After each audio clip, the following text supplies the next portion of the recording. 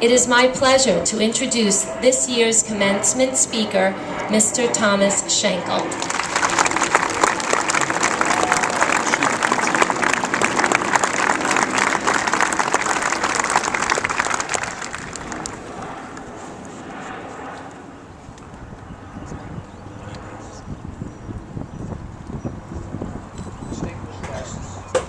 Friends and family, and most of all, the graduating class of 2010.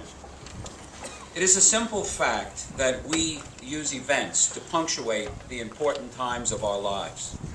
Births and deaths, marriages and anniversaries, high school and college graduations. The list is quite extensive. Today, we mark another milestone. Look at you all dressed up in your finery. You've never looked better. And why? Because of the event that is at hand. It is an event worthy of celebration, and an event probably long marked on your calendars. The day has finally arrived, and let me offer you my heartfelt congratulations. As we move through life, we encounter all kinds of events. Yesterday, my son Christian was married to a wonderful girl. It was a joyous day for all, and one that we as a family will long remember. But looking back to November last, I experienced two events that truly changed my life. On November 9th, my mother passed away peacefully at her home. She was surrounded by all of her loved ones. We all cried, and we all celebrated her beautiful life. Mom had lived a great range of life, and she was content to pass on her legacy.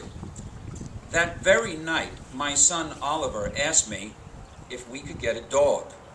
I told him that it was certainly not the appropriate time to ask me. He said, "Dad, it never seems to be the right time. You and Mom always seem to have an excuse." Now, he was right, I must say, but we firmly held our ground. The next morning, my wife had her suspicions. So she placed a note in his wallet that said, "No dog." Later on that day, I drove out to visit my mother's home. And as I walked from room to room, I could hear her voice whispering to me, "Let him get his dog." I called my wife and I told her about this strange occurrence. And she said, "Okay, Mr. Softy, but it's a big mistake." That night, my son came home with the cutest little puppy I have ever seen. And I asked him if he decided on a name. Yes, he said. I named him Healy. That was my mother's maiden name. It was love at first sight. Little did we realize then how much our lives would be enriched by this little pup. Our love for Healy grew in stages. First of all, there was the training stage. Each and every one of us requires training of some sort.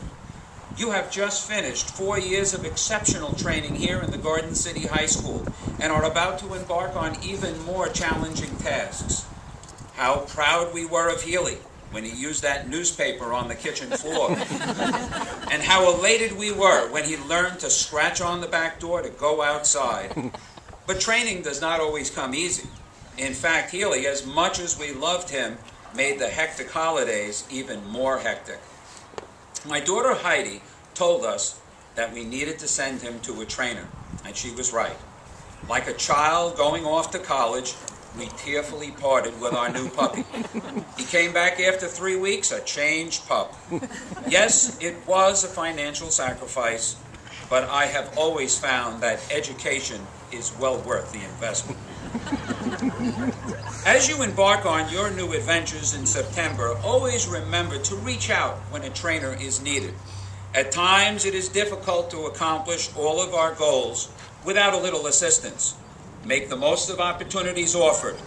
Utilize whatever support services are available. And before you know it, you'll be scratching at the back door, ready to go out into the world.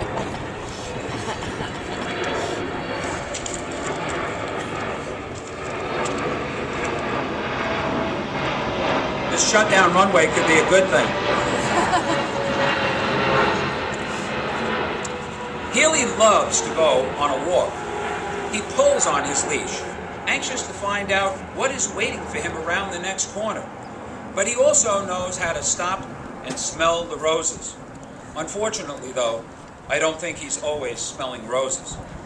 He loves the excitement of meeting new dogs and new people. Sometimes he is welcomed by a friendly pet, and at other times he is spurned by unfriendly dogs. When you go to college, keep your options open. Reach out to others, and try to expand your horizons beyond the scope of what you have already known. But it is also important to be true to yourself and your own values. Abraham Lincoln once said, "If you look for the bad in others, you will certainly find it. But if you look for the good, you will find that too." Healy is always looking for the good. Healy has a competitive nature. For some strange reason, he is not in the least intimidated by much larger dogs. He will defend what is rightfully his, and will stand up to any dog no matter what the size. And yet, when he does encounter a smaller dog, he takes on a much more subdued approach.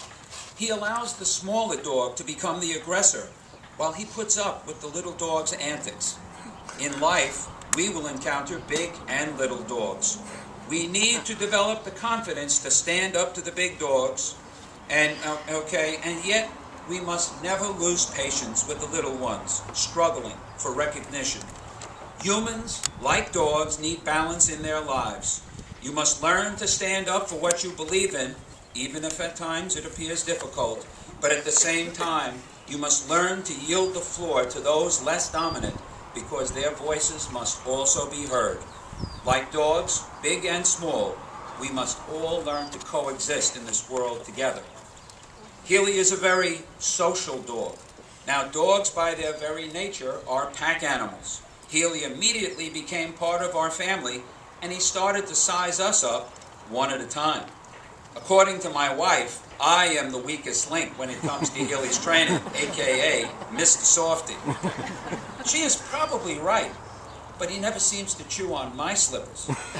Even when he is napping, Healy always seems to be more secure when he can either see or hear another member of the household. We are all social creatures, and we require the love and support of others. Keep in touch when you leave this place today. A brief word can mean so much to someone who is starting out on a new venture. Always remember that a joy shared is twice a joy, and that a sorrow shared is only half a sorrow. Stay in touch.